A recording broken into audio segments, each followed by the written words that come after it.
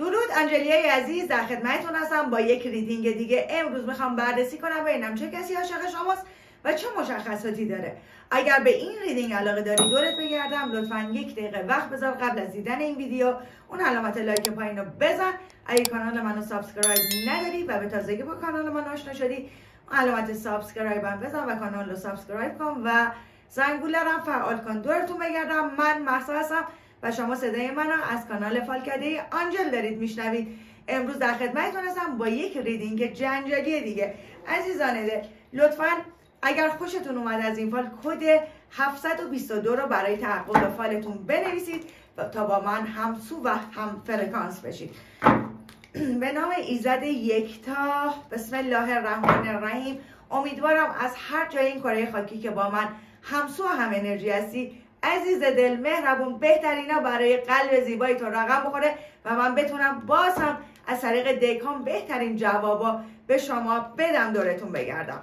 خب نیت کنید، تمرکز کنید، ببینیم که اون کسی که عاشق شماست کیه و چه مشخصاتی داره. بچه اول بذارید اینو بهتون بگم، من تو فال قهوه‌تون دارم میبینم این کسیه که شما از هم فاصله دارید، دور هستید، یعنی یکیتون به این وره یکیتون به اون یکی ور دارم میبینم و شخصی باعث شده که این رابطه دچار چالش بشه و من بیشتر یک خانم دارم میبینم.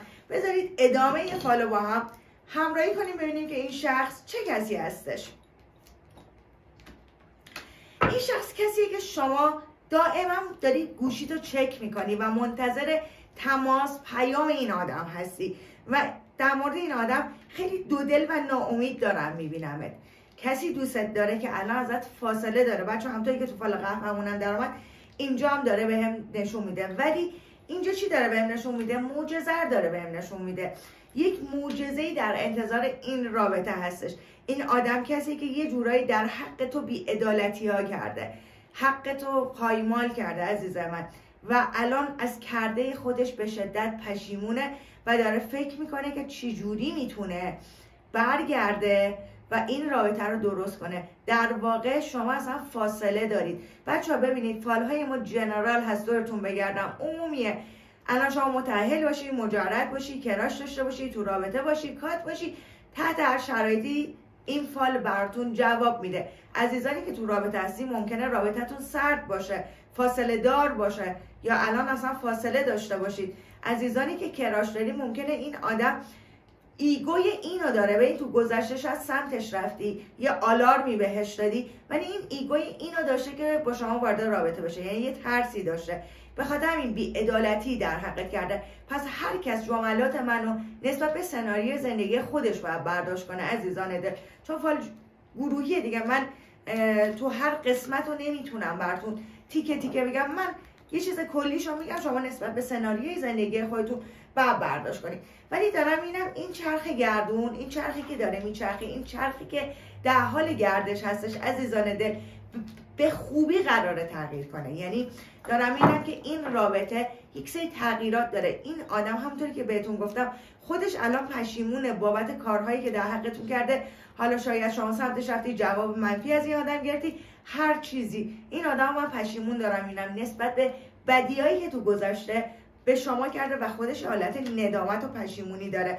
به این آدم کسی که شما قبلا با این آدم جنگ، بحث و بگو مگو داشتی، یعنی یه جورایی درگیری ذهنی با این آدم داشتی، یه جورایی به هم ریختگی داشتی عزیزاده. ولی ببینید چقدر قشنگ در اومد، چارچوبمون در اومدش، جشن و شادی اومدش. یعنی این شخصیه. بچه حتی ممکنه تو گذشته شما با این آدم رابطه جدی داشتید که میخواسته به ازدواج برسه ولی نشده. ولی این آدم کسی که چهارچوب زندگی آیندهش رو با شما داره تصور میکنه و یه جورایی چیزی که داره اینجا بهم نشون میده، این آدم شما رو مرد زندگیش، زن زندگیش، همچین چیزی دارم میبینم که میبینه و پشیمونه بابت این که حالا در حقتون یه سری بدی‌ها کرده، یه سری اجحاف‌ها کرده و بابت این خودش به شدت پشیمون هستش. برای خیلی از عزیزان نشون میده ممکنه این همسر شما باشه و شما از این آدم بچه داشته باشید. ولی برای عزیزانی که مجرد هستن میگه این آدم کسی که شاید خودش رفتارهای به شدت بچگونه‌ای داره عزیز دل. من براش یه سری رفتارهای بچگونه دارم میبینم و این آدم کسیه که خیلی ترس اینو داره الان که شما دیگه قبولش نکنید. یعنی خودش میدونه حالا چه کارهایی کرده و میترسه از اینکه تو این رابطه قدم برداره و شما این آدم رو قبول نکنید. ولی من دارم میبینم یه جورایی بچه‌ها کائنات کمکتون میکنن که شما سر راه همدیگه دوباره قرار میگیرید و این آدم از خداوند میخواد که شما دوباره یه جورایی سر راه همدیگه قرار بگیرید و یه جورایی بتونه که بیاد و این رابطه رو دوباره شروع کنه. بچه براتون استارت این رابطه رو دارم اینم که زده میشه 100% برای شما شروع دوباره این رابطه وجود داره. خب از دک بعدیمون استفاده کنیم ببینیم این آدم چه مشخصاتی داره، چه المانی از این آدم بهمون میده که این آدم چه کسی هستش. یک سری المان از فالمون میخوام. بچه ببینید همونطوری که گفتم این کسیه که از زندگی شما رفته. بچه ببینید کارت کاپ ما در اومدش، 8 جام ما در اومدش، میگه این کسی که بار و بندیلش رو از رابطه جمع کرده رفته. چقدر قشنگ در میاد این فال ها. کسی که از این رابطه کلا رفته، یعنی یه زمانی تو زندگی شما بوده و این کسی که میخواد با شما تماس بگیره. ممکنه توی شما تماسش بچه 8 یا 1 داشته باشه. یک تماس تلفنی سورپرایز کننده دارم میبینم. میتونه عنصر آب ما باشه، میتونه عنصر آتش ما باشه. پس میتونه از این دو عنصر بچه ها حتی باشه. بریم جلوتر ببینیم دیگه چه نشونه هایی بهمون میده. بچه چقدر تاکید داره به اینکه شما اصلا فاصله دارید. این فاصله میتونه مکانی باشه، میتونه احساسی باشه، این فاصله میتونه فاصله باشه که طرف بابت کاری جایی رفته باشه، این میتونه اختلاف تو اصالت شما باشه، اینکه مثلا هر کدوم ماله شاید اصالتاتون متفاوته، یه تضاد، یک فاصله اینجا داره خلاصه بهم نشون میده. نماد دیگه که بهمون میده چی هستش؟ این کسیه که شما نسبت به این رابطه ازش ناامید هستید، کسیه که قبلا شما رو تو رابطه ناامید کرده عزیزان دل. این کسیه که شما هیچ امیدی ندارید که این آدم بخواد سمت شما برگرده. پس کسی که عاشق شماست، کسی که گذشته بدی باهاش داشتی، کسی که به کرات دلتو شکسته، بارها کارایی کرده که ازش ناامید بشی و الان هیچ امیدی نداری که این آدم اصلا بخواد سمت تو برگرده. این آدمی که میگم رفتارهای بچگونه به شدت زیادی دارم ازش میبینم. کسی که رفتارهای بچگونه خیلی زیادی داره، کسی که شاید اهل لجبازیه، کسی که قده، مغرور، لجبازه. به ده چوب ما در اومدش. ببین این کسیه که شما به خاطر این آدم خیلی تو فشار قرار گرفتی. این آدم کسیه که وقتی باش تو رابطه بودی انگار کل مسئولیت رابطه رو دوش تو بودش. این آدم کسیه که خیلی جاها تنهات گذاشته. این آدم کسیه که اوایل خیلی تند آتشین بوده، یک عشق آتشین از خودش نشون داده، ولی بعدش شما رو توی یک مسیر طولانی عزیزم میبینم تنها گذاشته.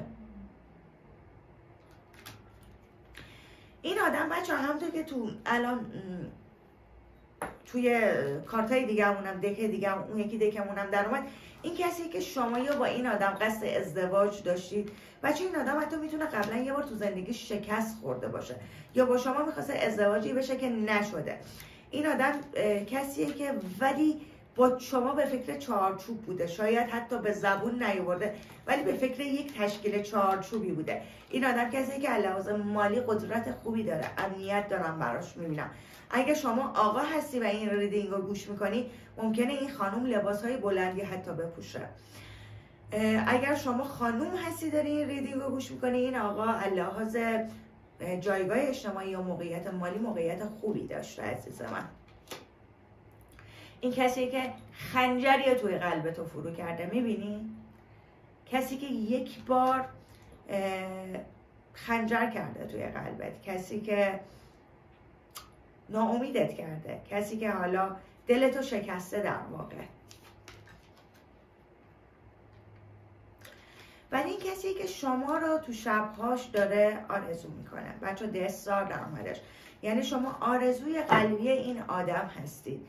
کسی که شما همیشه توی ذهن این آدم هستید، کسی که واقعا عاشقانه دوستتون داره و الان بینتون فاصله ای افتاده و چقدر داره به این موضوع اشاره میکنه که الان اصلا دور هستی و یه جورایی حتی ممکنه همدیگر رو بلاک کرده باشه یا این طرف شما رو حتی بلاک کرده باشه عزیز دل، ولی عاشقانه دوست داره. یک مسدود بودن راه دارم اینا.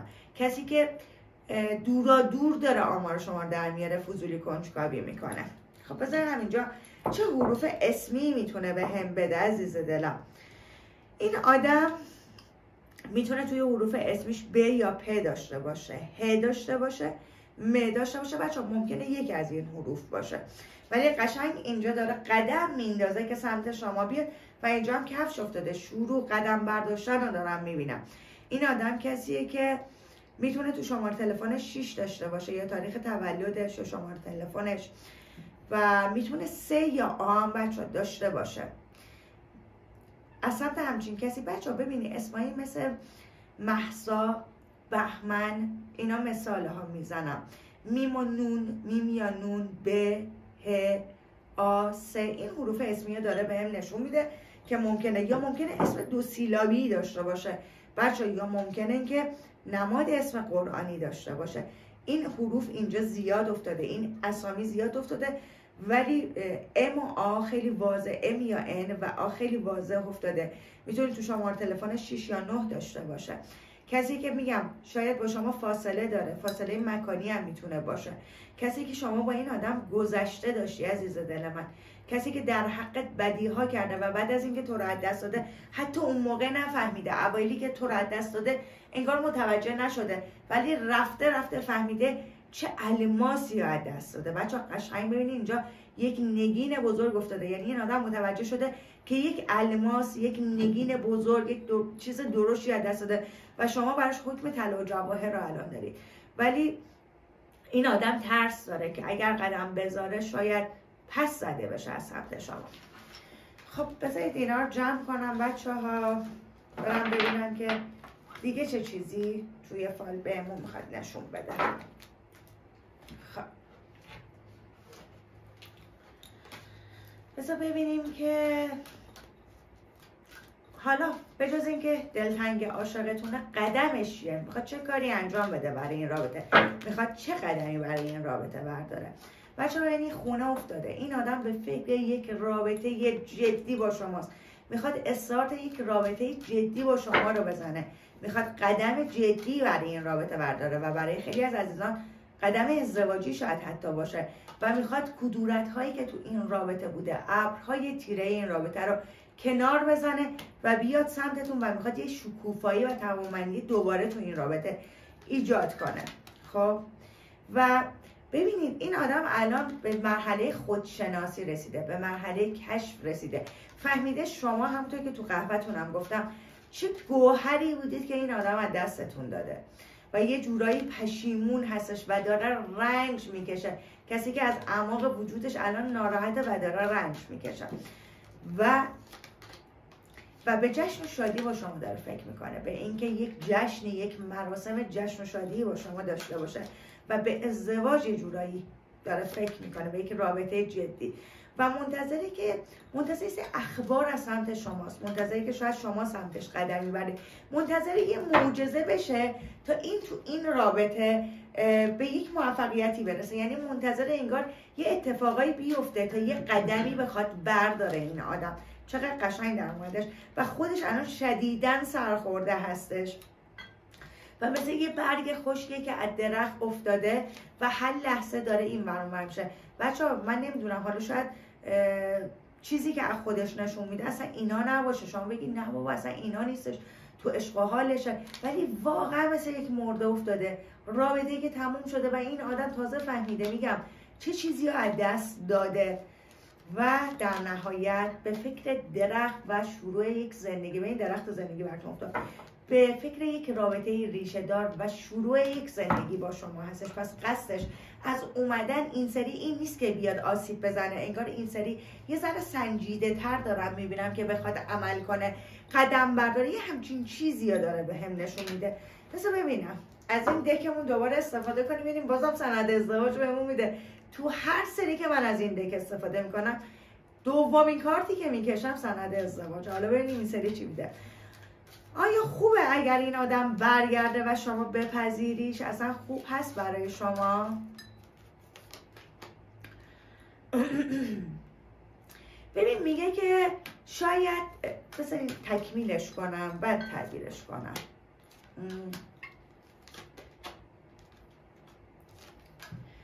میگه اگر حسادت ها تو بذاری کنار، فکر و خیال های وسواسگونه تو بذاری کنار عزیز من و یه ذره به قدرتی که خودت داری اعتماد داشته باشی، من این رابطه رو برات بد نمیبینم، نمیتونم بگم عالیه، ولی میگه تو این رابطه دیگه چیزی نمیتونه مانع شما بشه. اگر شروع دوباره با هم دیگه داشته باشید، یعنی این تصمیم رو بگیری که دوباره به این آدم بها بدی، من دارم میبینم که یک شروع دوباره تو این رابطه هستش، ولی باید افکارهای نگران و پریشان رو از خودت دور کنی. ببین عزیز دل، اینم ممکنه ها بچه ها، بذار این قسمتش هم بگم.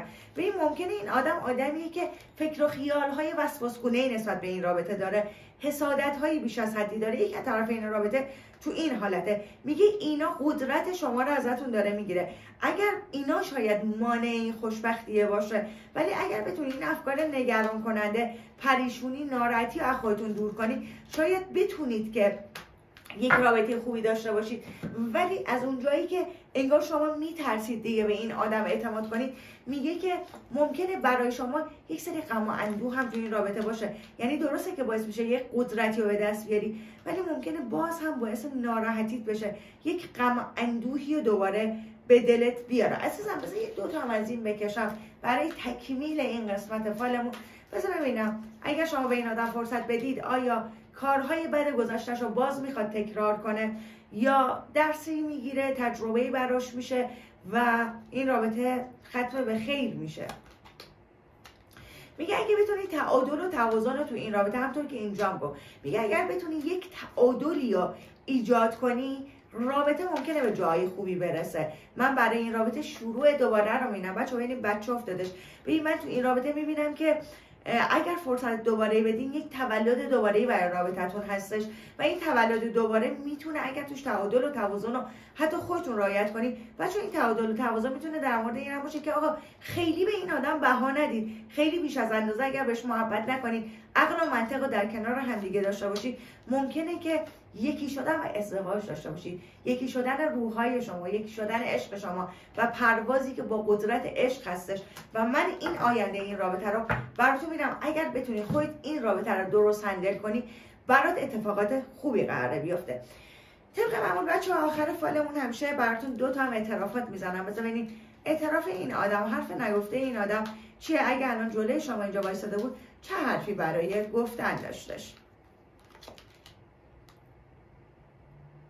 میگه من صبر خواهم کرد، حتی اگر نیامم منتظرت میمونم. گفتم یک ترس و تردیدی بابت اومدن داره. چه قشنگ داره این حرف منو این فال با این کار تکمیل کردش.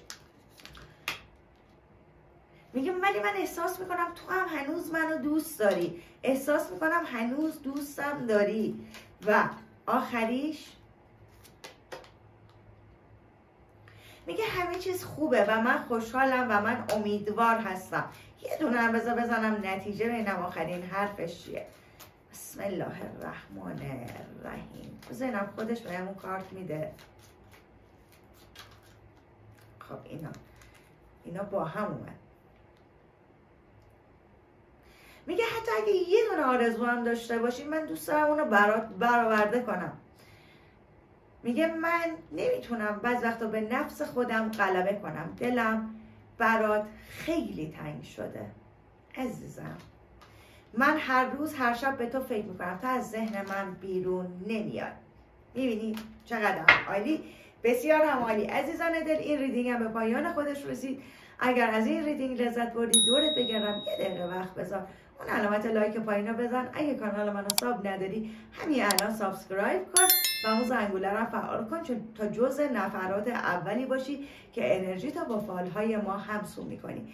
عزیزان دل، شما رو به ایزد منان میسپارم و تا درودی دیگه، بدرود.